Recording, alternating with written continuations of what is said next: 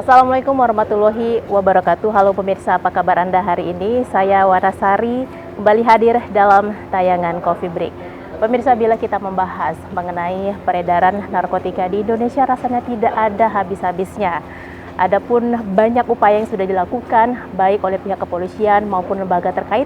Dalam hal ini Badan Narkotika Nasional, rasanya ini tidak cukup membuat jera bagi para pelaku-pelakunya. Permasalahan narkotika tidak sebatas pada para pelaku-pelakunya, dalam hal ini adalah pengedar, tetapi juga ini beresiko kepada pengguna-penggunanya ataupun pengidap narkoba itu sendiri. Di Provinsi Sumatera Utara, angka peredaran narkotika atau barang haram ini cukup tinggi, apalagi di Indonesia. Nah, untuk membahasnya terkait dengan topik ini, bersama saya Wanasari, kita akan berbincang di Coffee Break.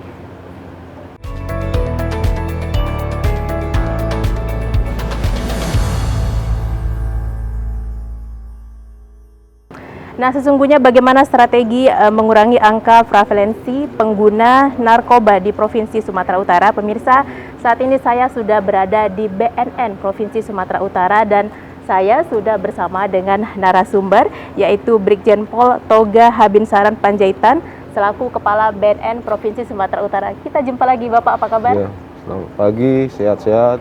Sehat ya, Pak ya? Sehat. Oke, Pak, sebelum kita membahas mengenai permasalahan narkotika di Indonesia, terutama di Provinsi Sumatera Utara, saya ingin melihat, pandangan saya agak terkecoh dengan di belakang kita ini, Pak, sebagai background. Boleh dijelaskan, Pak, mereka ini siapa, kemudian yang sedang dilakukan apa di belakang kita ini, Pak? Terima kasih, selamat pagi Mbak Wana, rekan-rekan semua, masyarakat khususnya Provinsi Sumatera Utara.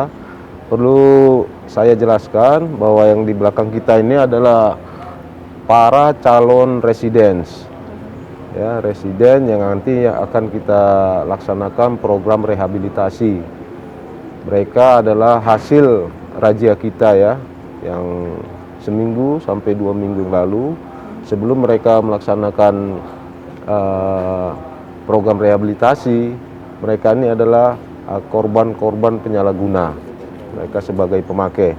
Jadi tindakan kami juga berbeda. Tidak kami menegakkan hukum secara juridis formal saja, tapi kita akan melakukan rehabilitasi, yaitu dengan cara mengobati agar mereka pulih, tidak lagi menggunakan lagi.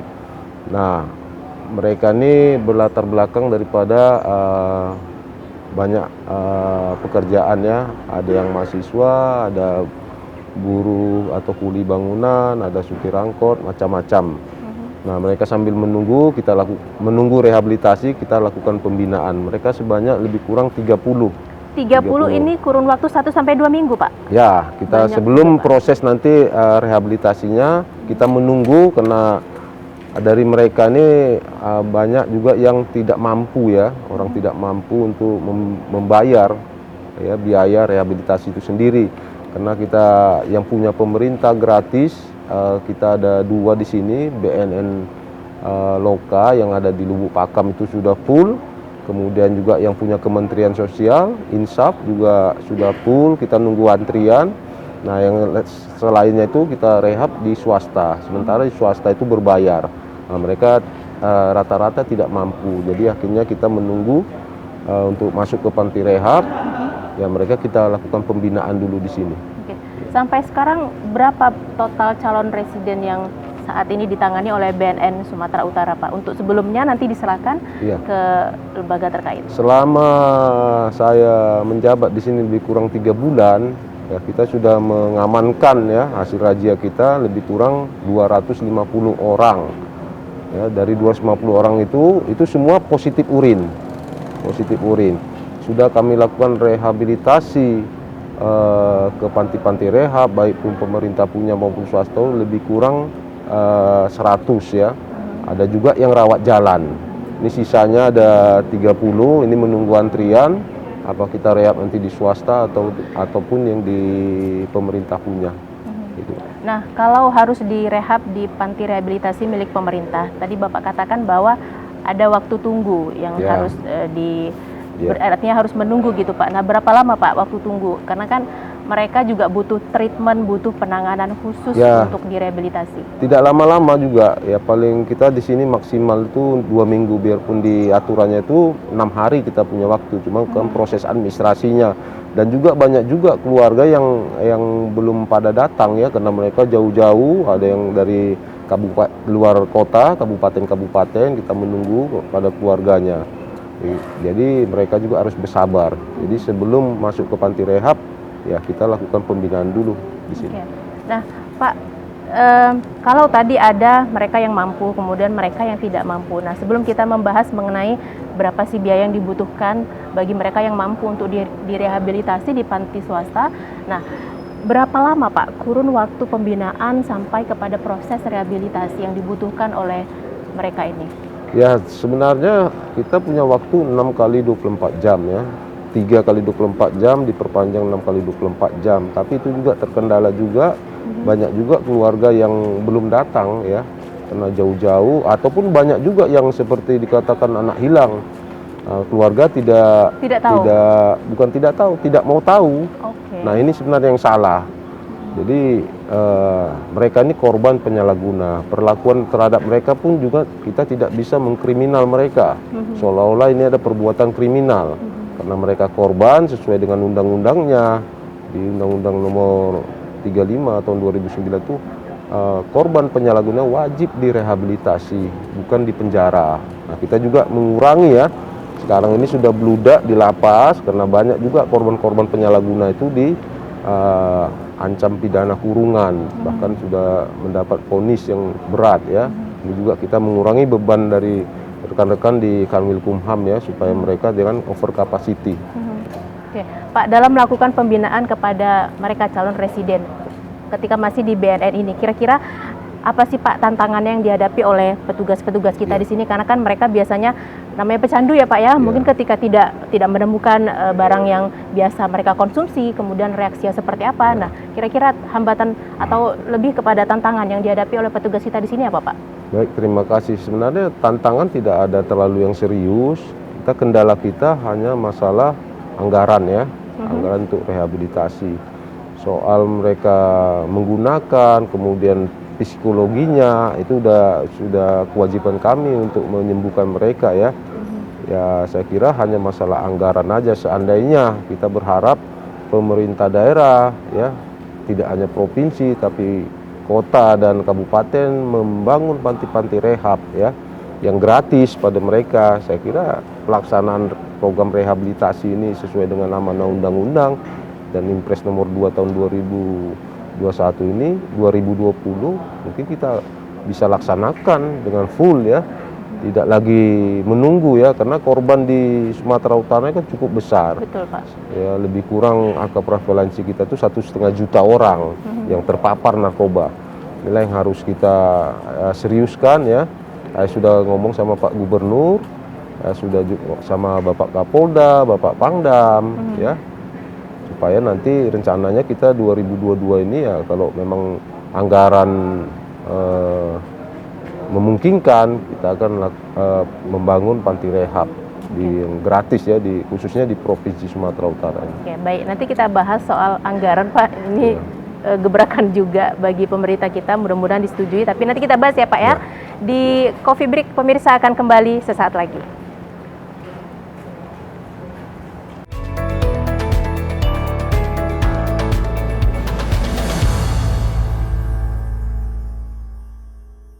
Baginda Nabi besar Muhammad sallallahu alaihi wasallam lakukan adalah mempersaudarakan antara Muhajirin dan Ansar.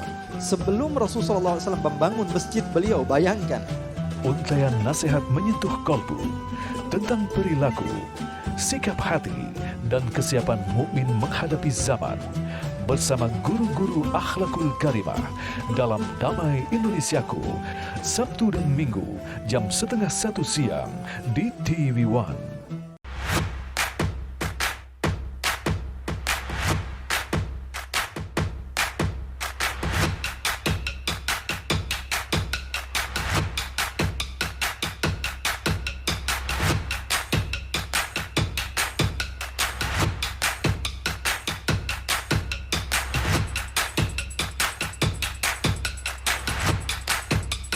Hidup Sehat, Senin sampai Jumat di TV One. Kami soroti berbagai topik strategis yang mengemuka, antusias karena mendapatkan kesempatan untuk divaksin. merangkum kabar-kabar penting di sepanjang hari.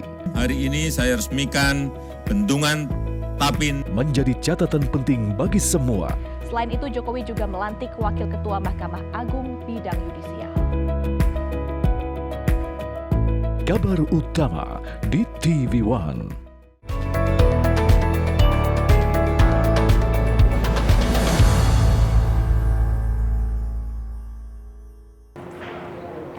Anda masih di Coffee Break. Nah, Pak, sebelum kita membahas lebih detail tentang berapa sih anggaran yang dibutuhkan oleh BNN dan dalam hal ini melibatkan pemerintah provinsi juga untuk mewujudkan panti rehab secara gratis ini. Nah, masyarakat juga perlu tahu nih, Pak, sesungguhnya berapa lama sih jangka waktu yang dibutuhkan bagi pasien yang kena narkoba dan harus direhabilitasi. Baik, terima kasih ya Mbak Wana. Jadi berapa anggaran yang dibutuhkan? Kita cerita untuk per orang ya. Untuk program rehabilitasi ini minimal itu sesuai standar dari Kementerian Sosial itu kalau nggak salah saya 1.800.000 per orang. Tapi kalau dari kita BNN itu agak lebih tinggi ya, sekitar mungkin 3 juta ya per orang. Itu selama masa rehab Per atau bulan, per bulan? per orang Oke. per bulan. Sedangkan kalau panti rehab swasta bervariasi Mbak. Ada yang 2 juta, ada yang 3 juta, sampai bahkan 5 juta untuk di Sumatera Utara. Per bulan per orang. Sedangkan mereka menjalankan program rehabilitasi ini minimal 3 bulan. Sampai 6 bulan. Itu tergantung dari hasil asesmen dari para dokter tadi kan. Ada timnya. Jadi saya kira gitu besarannya. Jadi melihat kondisi mereka juga ya, Pak ya? Ya. Bukan melihat kondisi mereka, melihat kondisi panti rehabnya. Karena swasta ini ya bervariasi tadi, ada yang 2 juta, 3 juta, 4 juta, bahkan 5 juta per orang per bulan. Nah, tinggal kemampuan mereka seberapa. Ya. Untuk masa rehabilitasi yang Bapak katakan 3 bulan itu minimal atau maksimal, Pak? Minimal kalau dia rawat inap itu minimal 3 bulan. Sampai nanti bisa 1 tahun ya, tergantung hasil asesmen medis dari para dokter tadi sama psikiater ya. Tergantung hasil asesmennya. Oke, nah kita kembali ke soal anggaran tadi, Pak.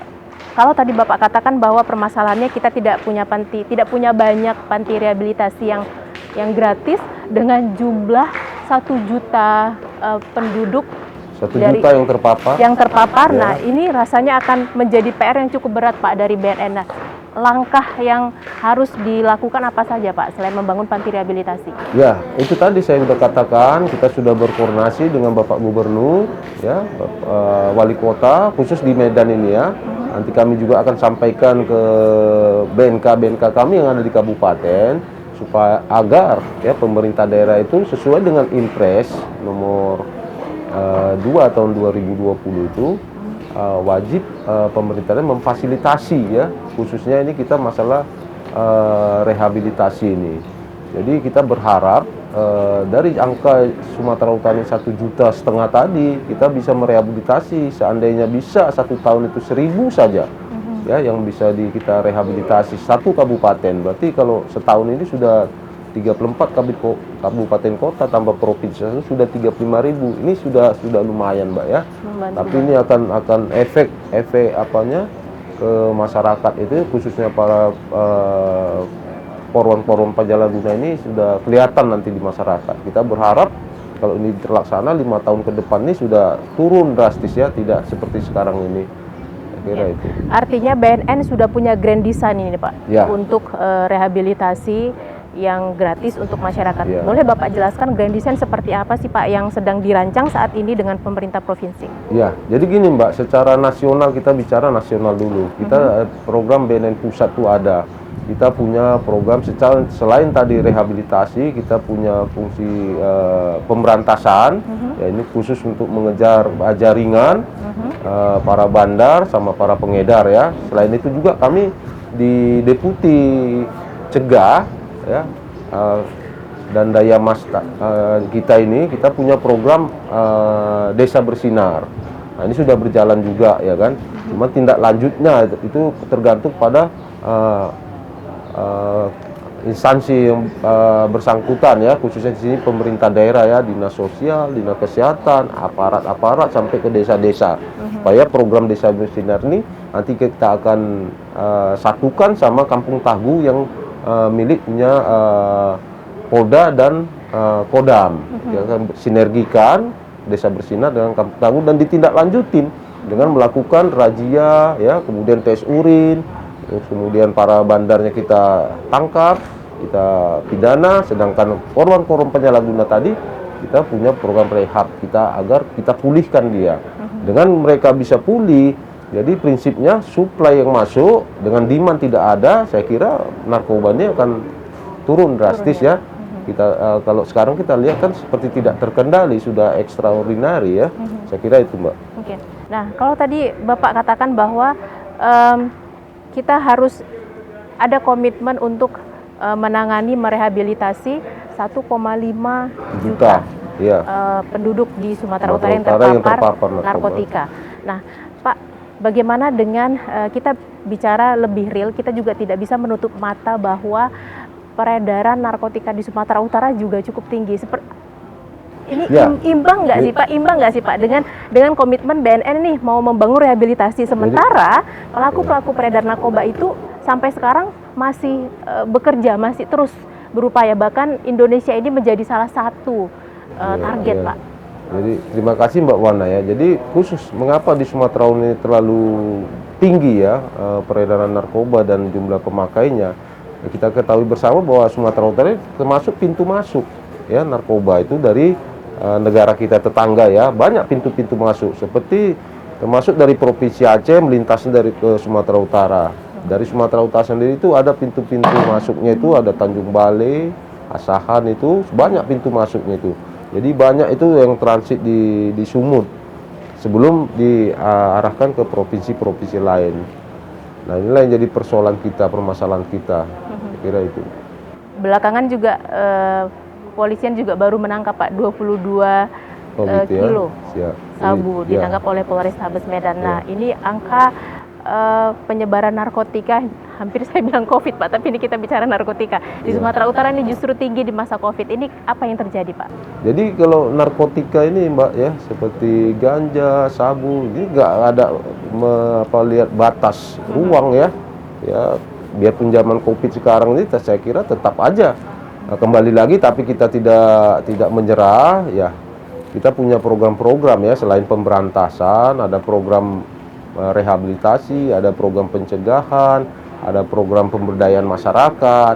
Nah, seperti nanti yang ini ya, khususnya untuk para mahasiswa kita ini, nanti kita akan jadikan mereka ini setelah mereka pulih, setelah lakukan rehabilitasi pulih, nah mereka kita kembangkan potensinya, akan kami jadikan penggiat-penggiat ya, relawan nanti ya, nanti akan mulai dari kampusnya sendiri, fakultasnya, kampusnya ya, khususnya di Universitas Sumatera Utara, dan nanti menularkan ke tempat-tempat universitas lain. Kita berharap mereka kita lakukan pembinaan, mudah-mudahan pulih, dan mereka juga prinsipnya yang kita tangani ini residen ini mereka mau pulih. Cuma mereka secara fisik, secara pikiran tidak bisa berbuat banyak, tidak mampu, maka itu kita harus intervensi mereka. Kita harus tangani mereka harus kita sentuh. Baik. Dan perlu diketahui juga, jangan berpikir ya, kalau mereka ini pemakai ini langsung adalah perbuatan kriminal, tidak ya. Nah, ini yang salah. Banyak orang keluarga ya, orang tua ataupun dosen ataupun guru menjustis mereka ini adalah kriminal. Tidak, mereka harus kita rangkul ya. Mereka kena, selain tadi penyalahgunaan narkotikanya sendiri, obat-obatan tadi, efeknya bukan hanya masalah zat adiktif yang bekerja pada tubuhnya, tapi mereka juga punya efek sampingnya seperti gangguan psikologi, gangguan kesehatan lain ya, mungkin jantung, mungkin dia kena lever, ginjal, asam urat, macam-macam. Nah, inilah ya, Pak, gunanya kita itu assessment mereka ini, kemudian kita lakukan tindakan ya, pengobatan. Jadi bukan hanya masalah narkobanya saja, tapi terutama psikologi dia. Baik. Ya, jangan kita musuhin mereka. Terus kita rangkul mereka, apalagi mereka yang muda-muda ini calon generasi penerus bangsa, kita berharap mereka pulih, ya berharap bisa membantu program-program pemerintah. Saya kira itu, Baik, Mbak. saya tertarik membahas tentang narkoba di lingkungan kampus ya Pak ya, Ya. mahasiswa. Tapi nanti pemirsa setelah pesan-pesan berikut ini, Coffee Break akan kembali sesaat lagi.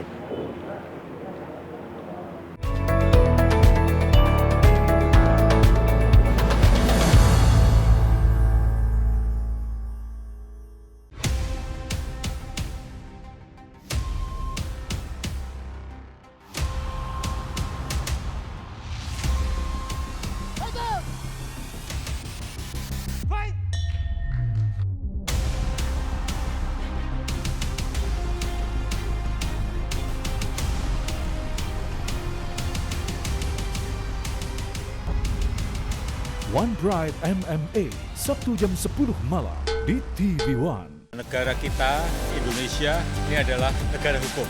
Oleh karena itu, hukum harus dipatuhi dan ditegakkan untuk melindungi kepentingan masyarakat, bangsa, dan negara. Informasi terkini dari jantung sumber berita, berimbang dan terpercaya.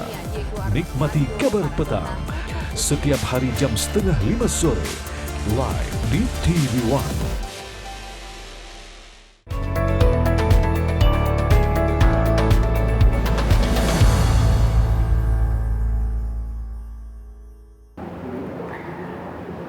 Kalau kita melihat beberapa waktu yang lalu, BNN baru saja menindak peredaran dan penggunaan narkotika di lingkungan kampus. Pak, mereka masih ada di sini? Ya, Oke. sebagian ada sih. Sebagian. Kalau kita berbicara mengenai narkoba di lingkungan kampus, kira-kira dari angka 1,5 juta yang Bapak sebutkan tadi, berapa persentasenya Pak untuk kalangan mahasiswa? Kalau saya tidak tahu persis, Mbak, ya, saya kira juga banyak ya, tidak hanya kalangan kampus, tapi anak-anak sekolah juga, mulai tingkat SMP saja sudah, Mbak, SMA banyak ya. Kita tapi tidak tahu, perlu disurvei juga ya, tingkat pelajar ini ya, tapi saya yakin banyak ya. Nah, apa sesungguhnya yang harus dilakukan di institusi pendidikan ini, baik itu SMP, SMA, sampai ke mahasiswa, ke universitas, kira-kira apa yang harus mereka lakukan ketika mendapati mahasiswanya itu pengguna narkoba? Nah, seharusnya ya, kalau dia dilakukan di tingkat anak-anak didik ini, mulai SMP, SMA, bahkan sampai universitas, para dosen itu jangan sungkan-sungkan melapor ke kita ya. Jangan takut, jangan sungkan. Seperti yang dilakukan oleh USU. Kami berterima kasih pada pihak rektorat sudah mau memberikan informasi, kemudian kami lakukan koordinasi, kerjasama, lakukan razia, dan dapat berhasil begini ya. Sampai pengedar juga kami bisa tangkap ya, pemasuknya juga kami tangkap. Saya kira itu tadi, jangan sungkan-sungkan untuk melapor, dan jangan dibiar-biarin ya, jangan diam. Takut, ya mungkin malu ya.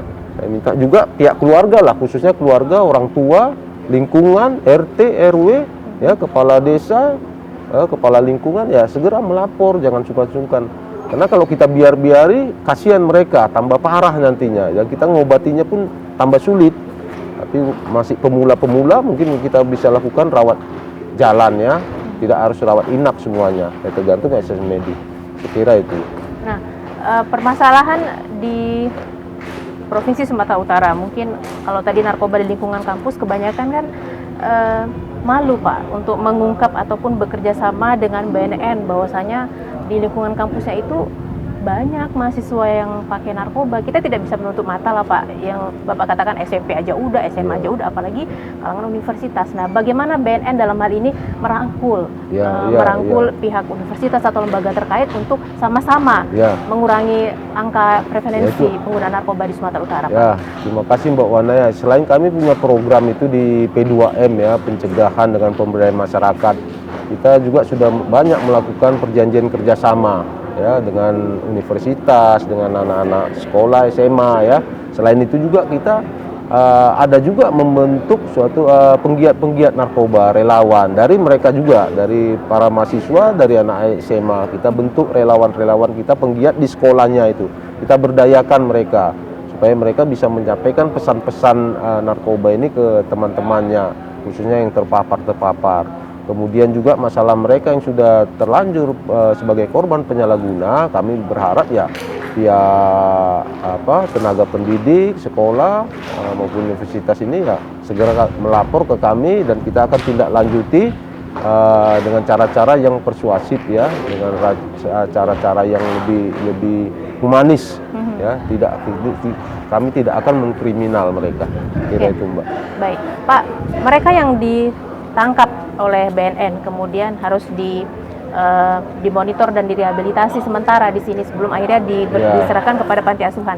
Otomatis kan memanggil pihak orang tua atau keluarga. Saya pengen tahu nih Pak, kira-kira respon orang tua atau keluarga mereka begitu mendapati anaknya diambil tanda kutip oleh BNN bagaimana Pak? Ya, terima kasih Mbak sebagai informasi. Rata-rata mereka itu yang anaknya kena korban penyalahguna ini setelah kita lakukan pengamanan di sini, mereka berterima kasih rata-rata dan mereka bersyukur. Bahkan ada orang tua yang menitipkan anaknya itu ke kami.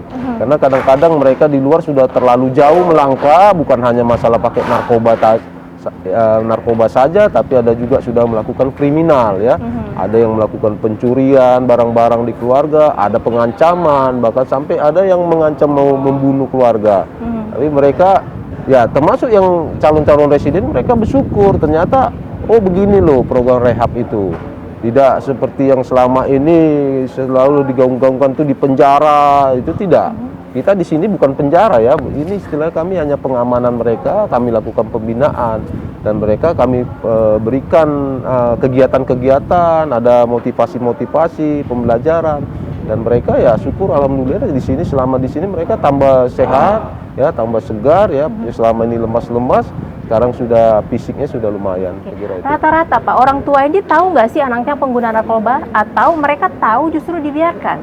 Nah, banyak ya para keluarga ini, orang tua ini kadang-kadang malu ya, atau bahkan takut anaknya di penjara, malu perbuatan anaknya. Tapi kami setelah menjelaskan ini mereka ternyata menerima ya, bahwa ini mereka bukan kita kriminal, bukan kita penjara, tapi kita obatin. Kita bina untuk diobati biar mereka tuh pulih. Kita berharap mereka keluar dalam program pembinaan atau rehabilitasi, mereka pulih, ya mereka bisa nanti hidup normal kembali, melakukan kegiatan-kegiatannya lagi seperti orang biasa.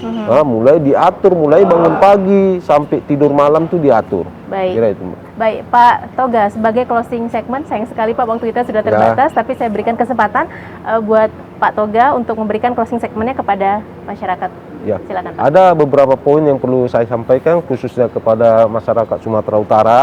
Yang pertama itu ya, jangan ragu-ragu ataupun takut jika keluarganya, anaknya yang sudah terindikasi menggunakan narkoba, segera melapor ke kami untuk kami lakukan rehabilitasi atau diobatin. Ya, itu yang pertama. Yang kedua, kami berharap pemerintah daerah, khususnya Bapak Gubernur, Pak Wali Kota, dan ini diikuti oleh kabupaten-kabupaten Sumatera Utara ini untuk menganggarkan program P4GN, pencegahan pemberantasan peredaran gelap dan penyalahgunaan narkoba ini dengan melakukan pembangunan panti rehabilitasi yang gratis agar masyarakat, anak-anak bangsa kita ini bisa kita obati bersama. Saya kira itu. Baik, saya. Terima kasih Pak Toga Panjaitan selaku Kepala BNN Provinsi Sumatera Utara. Kita sama-sama war on drugs ya Pak ya, memerangi narkotika di Indonesia dan Sumatera Utara secara khususnya. Pemirsa, dengan demikian maka ini menjadi penutup program Coffee Break. Saya Wanasari dan seluruh kerabat kerja yang bertugas mengucapkan terima kasih. Assalamualaikum warahmatullahi wabarakatuh dan sampai jumpa. War on drugs. War on drugs.